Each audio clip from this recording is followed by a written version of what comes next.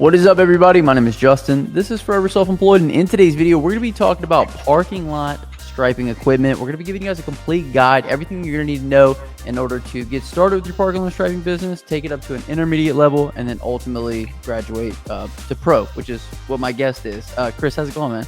It's going good, Justin. How is it?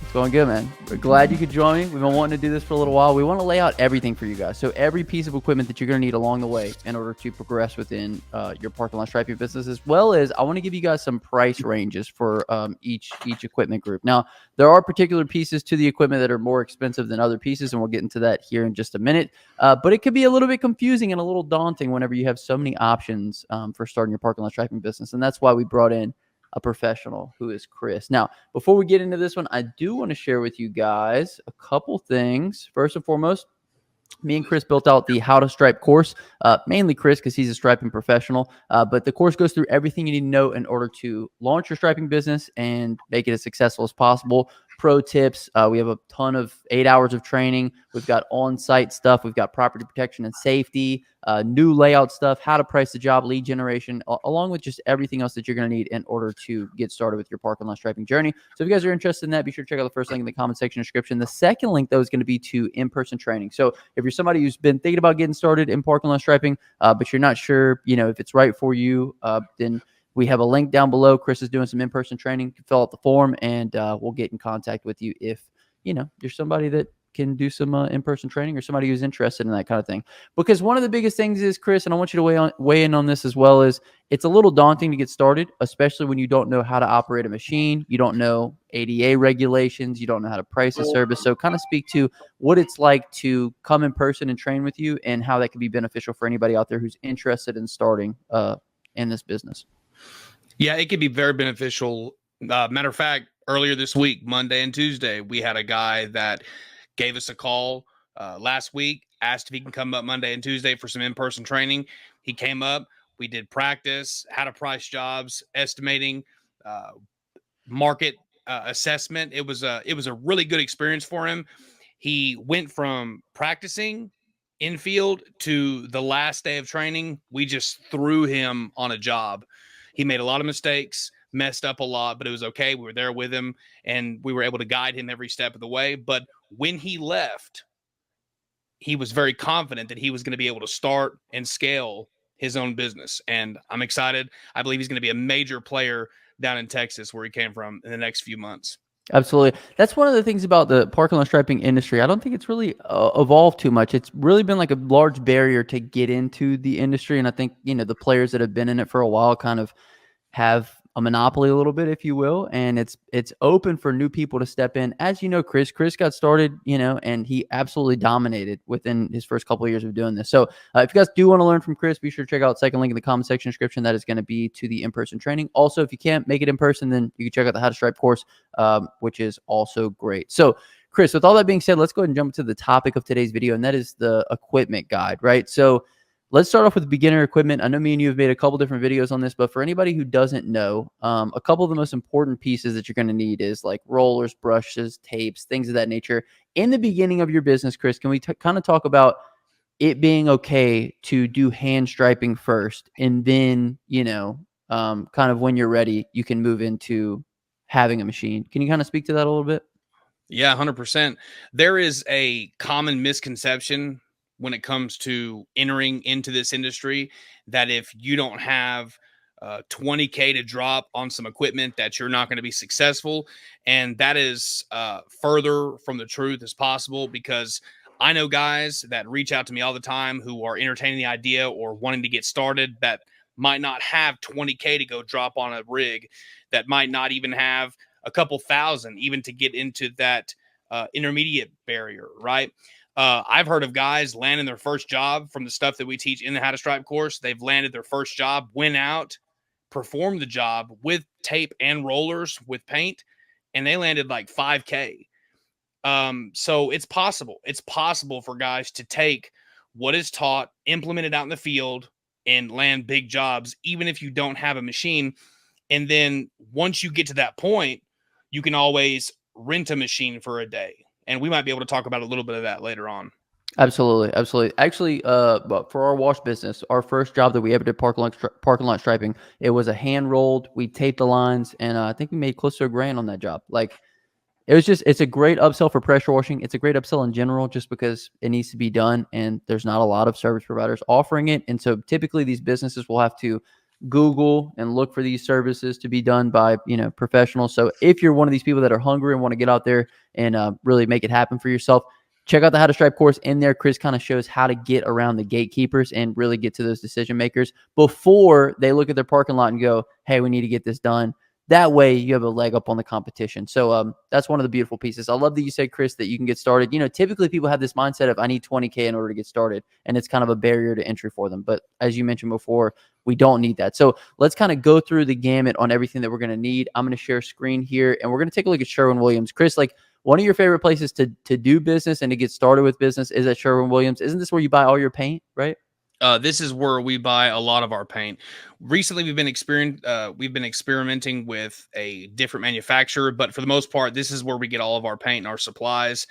And they have a large selection and a variety to pick from. Whether you're looking at paint, tape, rollers, whatever the case may be, the reps are very helpful as well. So, but yeah, that's a good place to start at Sherwin-Williams. Okay, perfect. So we'll go into tape first. Is there any specific type of tape that you like, Chris? Like, any one of these that you go with? Yeah, all of them are good, but I mean, you've seen it at the very, very top, that tape right there in the top row in the very middle. It's not fancy tape. I mean, we use that all the time, and there could be a price range, right? You could get tape that is this tape is obviously half the price of some other tape that's there. And obviously, if you're wanting to get started in the business and you don't have a lot of money to invest in up front, this tape right here is going to be more than sufficient to be able to tape off the lines, tape the areas, blue boxes, and all that stuff. So yeah, I would definitely start with this tape right here. Absolutely. For anybody who missed it, me and Chris actually did an entire video where we walked into Sherwin-Williams and talked about how you guys could start a parking lot striping business for absolutely free. And one of the things that you could do is open up an account with them. And Chris, do you want to talk a little bit about that? The things we talked about in that video with regards to starting a business for free in Sherwin-Williams? Sure. Yeah. It's very important. First things first is whenever you go to open up a contractor's account, guys, you got to have good credit. You're not going to be able to go in there with a 320 credit score, try to open up a contractor's account, because it's not going to work. Now, if you have good credit, what that's going to do is allow you to essentially start this business with no upfront cost, right? For example, if you start your contractor's account, let's say you don't have any money, but then you can turn around and go sell a job. Let's say that you have no money in the bank, but you start your contractor's account with Sherwin-Williams. Then what you can do is go find your first job, right? Sell the job, depending upon whether it's a big job, little job, whatever the case may be. You have your contractor's account open, you sell the job. Once you get that first confirmed yes through the CRM, and we can talk a little bit about that later, but once you get your first confirmed yes through your CRM, then what you can do, say, for example, that job is $1,500, going to cost you $200 in supplies to get it done. You go over to Sherwin-Williams, and then you go to your charge account, get whatever supplies it is that you need to do the job, charge the account. You can leave Sherwin-Williams with your supplies, do the job, the customer pays you, and then you can pay off your contractor's account. And you've essentially started this for free. I mean, what other business models are there where you can essentially start with a startup cost of $0? I don't know any. Right. Maybe like picking weeds at somebody's house. I'm not sure. Right. But anyway, okay, so we kind of covered tape a little bit. Let's get into rollers now. Obviously, if you guys are going to be doing some hand-rolled striping, you're going to need a roller. Chris, any particular roller? Like, what should the size be? You know what I mean? Sure. I would definitely start with a 4-inch roller if you're going to mask off your lines. And then that would be for the lines, like right there at the very last row all the way to your right. That's a roller that we use. That's a good roller for your lines, the frame. And then you can get the actual roller that goes on the frame. I would use that for example, for a 4-inch line. And then if I'm going to be doing blackout stenciling or handicap box stenciling, then I would get an 8-inch roller. because you want to cover as much paint as you can. For example, with the 8-inch rollers, we're doing a bunch of Scooters coffees right now. And since we don't have the exact stencils that are matching with their drive-through and do not enters, what we've been doing is just taking those 8-inch rollers and then taping off the edges and then painting it with a black box and then re-stenciling it. And we're doing that with a roller. And I'm sending drone pictures up in the air, and my customers love it. They love the black box stenciling with the drone pictures. And they don't know that I did that with a roller, but I did it with a roller and then spray the stenciling, of course. But you're not going to be limited just because you're using a roller. So don't let that stop you if you've been thinking about getting into the business. Absolutely. So, okay, sweet. So we talked a little about rollers. We talked about some tape. Let's get into brushes now. I mean, obviously it's good to have brushes for a couple different reasons. You know, we've done the wheel stops, trying to get the bases. It's good to have a brush. Any particular brush that you would go with, Chris? I mean, I guess just any kind of old paintbrush would work. Yeah, any old paintbrush could work, especially with like touch-ups. I mean, once you have your rollers, essentially that's what you're going to need. But say, for example, you mess up or there's just a small area and you just want some touch-ups, I would definitely use brushes for sure. Nothing in specific, but I would definitely get at least one on the bigger side and then another one on the smaller side. The top row right there is perfectly sufficient. And then middle of the middle brush of the second line would be good too. So get a medium-sized brush, small-sized brush for touch-ups. Okay, excellent. And if you guys have been seeing the prices on all this stuff, it's very, very cheap in order to get started. Like it's practically, I don't want to say nothing, but $100 bill would probably get you most of the things on this list. Let's get into paint, Chris. We talked about rollers, brushes, tape. Obviously, paint is incredibly important. You'd mentioned that you get your paint from Sherwin-Williams. Is there anything for us to take into consideration with regards to traffic paint whenever we're striping in this way of rolling it out?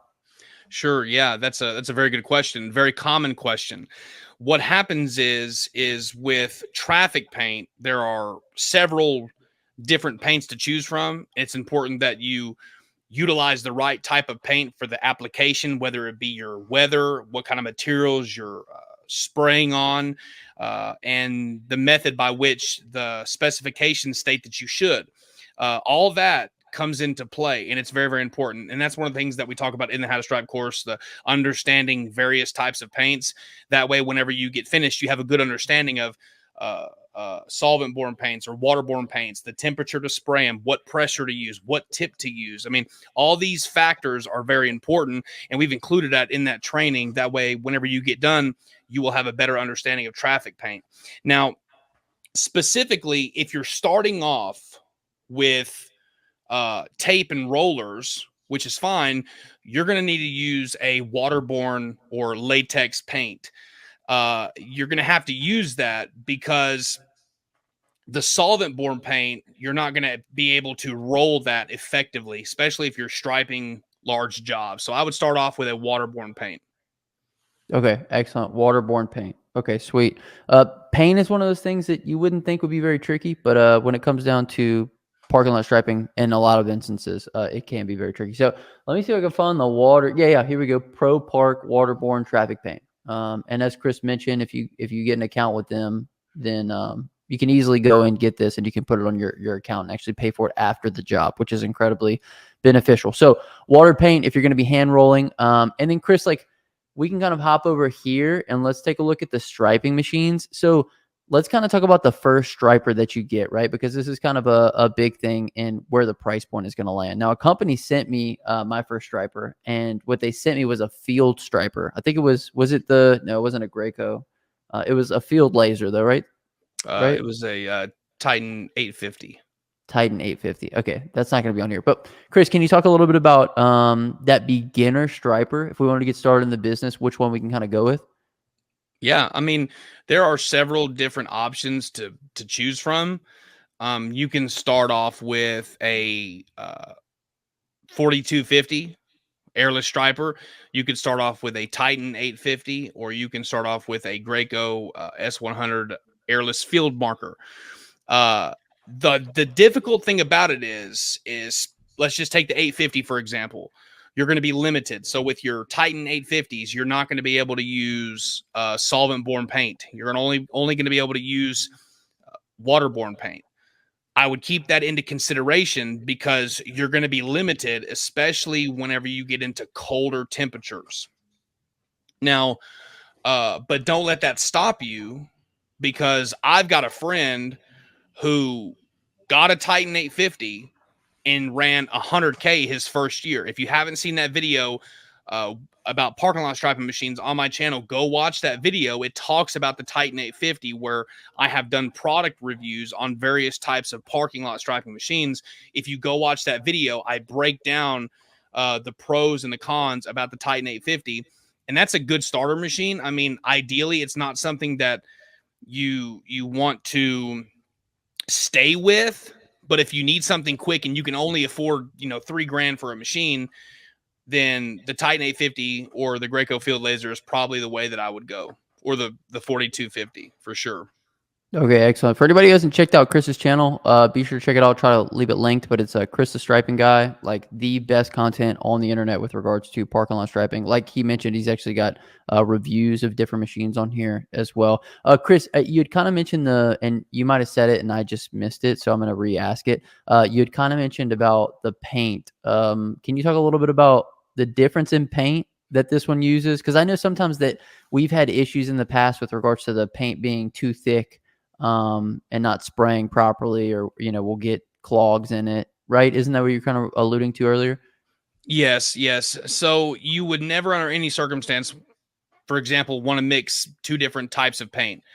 Let's say that you've loaded up your water machine and you loaded up your solvent machine, and then you run out of solvent paint, but then you got a little bit of water paint that's in the same color.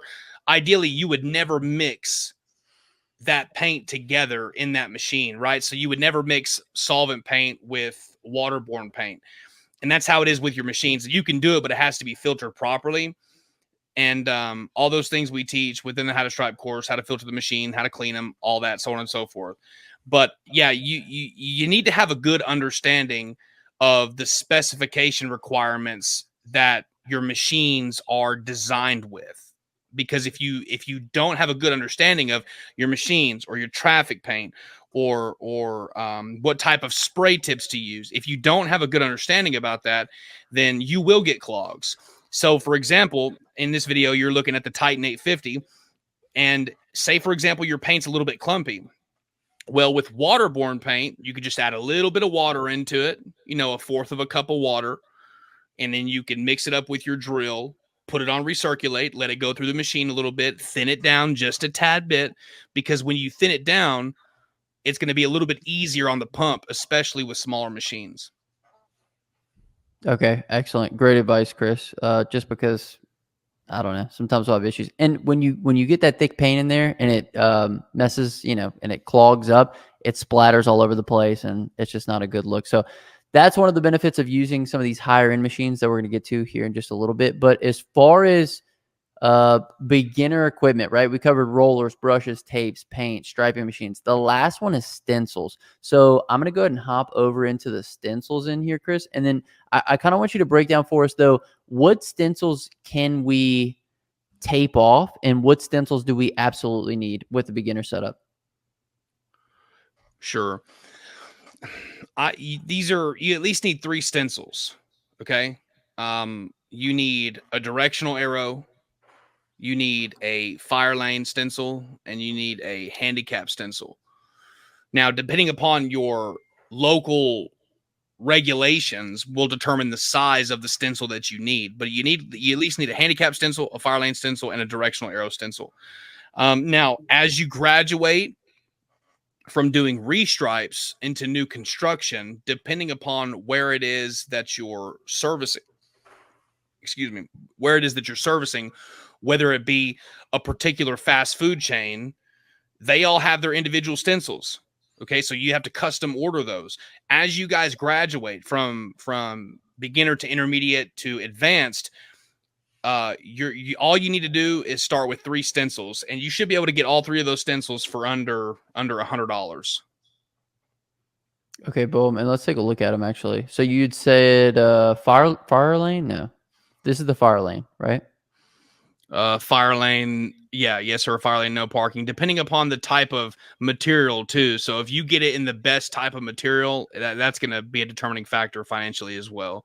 But just a handicap stencil, a fire lane stencil, and then one directional arrow. And then as you graduate to new construction, or you start doing large restaurant chains like we do, then that's whenever you will kind of start ordering those custom stencils. Chris, the funny thing about like some of these handicap stencils is like we ordered handicap stencils, but like each plate, like a lot of times we'll go to different places and they'll have different size handicap stencils. Is there one that you recommend that's kind of most uniform across all parking lots? I recommend the 48-inch ADA stencil. That's pretty much like the standard. If you go up and scroll all the way to the right, it's the right down there with the blue box. Oh, yep. Right there. That's the one that I would get. I mean, you see federal handicap stencil. It should be like 48 inches or something like that. That's the stencil that you should start with.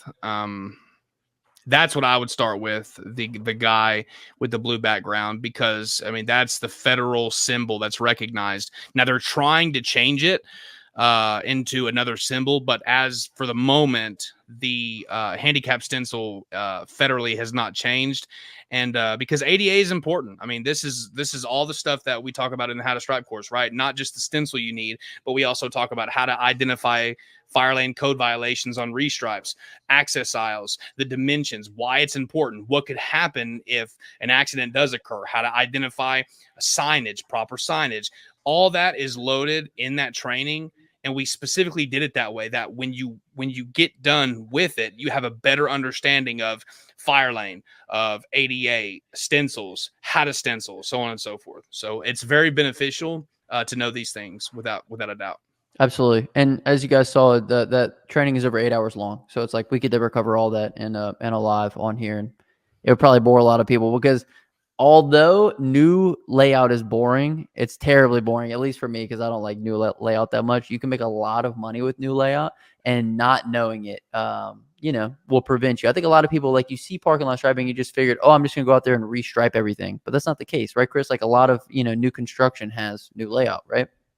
Oh, 100%. Yeah, you're going to be limited. I mean, when you first start, you're going to do a lot of restripes, but as you grow, you will transition into more new layout construction. I mean, I had a customer that called me the other day and told me that he puts up buildings all over the city with hundreds of lines, all new layout construction. And they were looking for a designated striping guy.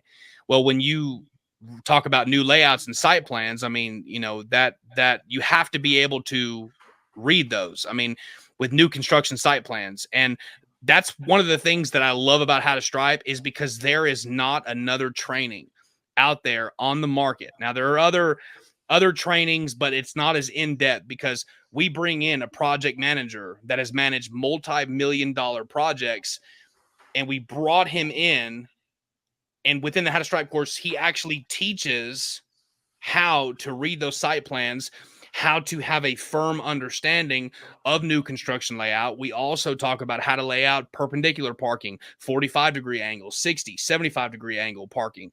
That way, you not only know how to read those plans, which is one of the most challenging things as it pertains to information contained within this business, is new construction layouts, but it's how to actually do the layouts. And that is important as well. Absolutely. So if you guys haven't already, it'll be the first link in the comment section description to check out the How to Stripe course. But as far as beginner setup, that pretty much covers everything. We talked about rollers, brushes, tape, paint, the type of paint if you're going to be hand striping, as well as a striping machine if you're just getting started, which is something like you guys saw in this video, a field striper, and as well as stencils, the 3 most important stencils that you're going to need in order to get started. So that would be the beginner setup. If you're someone that's interested in getting some in-person training, that way you can get a better understanding of this trade to help you make a more informed decision about starting this up as a business, feel free to check out the second link in the comment section and the description. Fill out the form and reach out. That way you can see about getting started. Thanks for watching. Subscribe if you haven't already. And remember, this is a 3-part series. Watch all 3 episodes episodes to help you get the most information out of this content as possible. And we will see you in the next video.